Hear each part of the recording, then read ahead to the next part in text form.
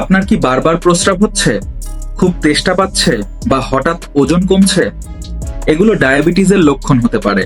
তো ভিডিওটি স্কিপ না করে শেষ পর্যন্ত দেখতে থাকুন। সঙ্গে আছি ফার্মাসিস্ট আনোয়ার শরীফ। ডায়াবেটিস সম্পর্কে আজকে আমি জানানোর চেষ্টা করব।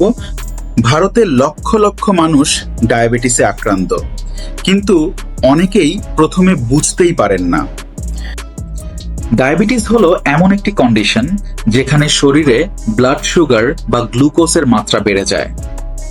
কারণ আমাদের শরীর ঠিকভাবে ইনসুলিন ব্যবহার করতে পারে না বা যথেষ্ট ইনসুলিন তৈরি হয় না, তখন আমাদের শরীরে সুগারের মাত্রাটা বেড়ে যায়। এই ইনসুলিনটা কি? ইনসুলিন হলো একটি হরমোন যা আমাদের ব্লাড থেকে সুগার কোষে ঢুকতে সাহায্য করে। এখন বলবো ডায়াবেটিসের কমন সিমটমস বা লক্ষণ কি কি হতে পারে। বারবার প্রস্রাব হওয়া, অতিরিক্ত তেষ্টা, বেশি ক্ষুধা, দুর্বল লাগা, চোখ ঝাপসা দেখা, হঠাৎ ওজন কমা, এই লক্ষণগুলো থাকলে ডাক্তারবাবুরা সাধারণত ব্লাড সুগার টেস্ট করানো প্রয়োজন মনে করেন। ডায়াবেটিস কিভাবে হয় বা কাদের হতে পারে? ফ্যামিলি হিস্ট্রি, মানে আপনার বাবা মায়ের যদি ডায়াবেটিস থেকে থাকে সেই জেনেটিক ভাবে হতে পারে। কম ফিজিক্যাল অ্যাক্টিভিটি, বেশি জাঙ্ক ফুড খেলে, হাই ব্লাড প্রেশার থাকলে, সবসময় স্ট্রেসের মধ্যে থাকলে। ভারতে সেডেন্টারি লাইফস্টাইল আর আনহেলদি ফুডের কারণে ডায়াবেটিস দ্রুত বাড়ছে। ডায়াবেটিস ডেঞ্জারাস কেন?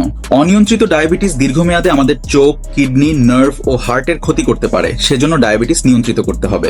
এই ডায়াবেটিস কিভাবে আমরা নিয়ন্ত্রণ করতে পারি চলুন দেখা যাক। প্রথমে ডায়েট মেনটেন করতে হবে, কম সুগারি ড্রিঙ্কস পান করতে হবে, বেশি বেশি ভেজিটেবল খেতে হবে। আবার প্রতিদিন অন্তত 30 মিনিট হাঁটা অত্যন্ত উপকারী হতে পারে। প্রপার স্লিপ ও স্ট্রেস মেনটেন করতে হবে, এবং যেটা অত্যন্ত জরুরি, ডক্টর যেভাবে মেডিসিন দিয়েছেন নিয়মিত খাওয়া গুরুত্বপূর্ণ। নিজে থেকে কোনো রকম মেডিসিন শুরু করবেন না বা বন্ধ করবেন না, তবেই আমরা এই ডায়াবেটিস নিয়ন্ত্রণে আনতে পারবো। ডায়াবেটিস আর্লি স্টেজে ধরা পড়লে কন্ট্রোল করা অনেক সহজ। সেজন্য সিমটমস থাকলে ডক্টর বা রেজিস্টার্ড ফার্মাসিস্টের সঙ্গে কথা বলতে পারেন।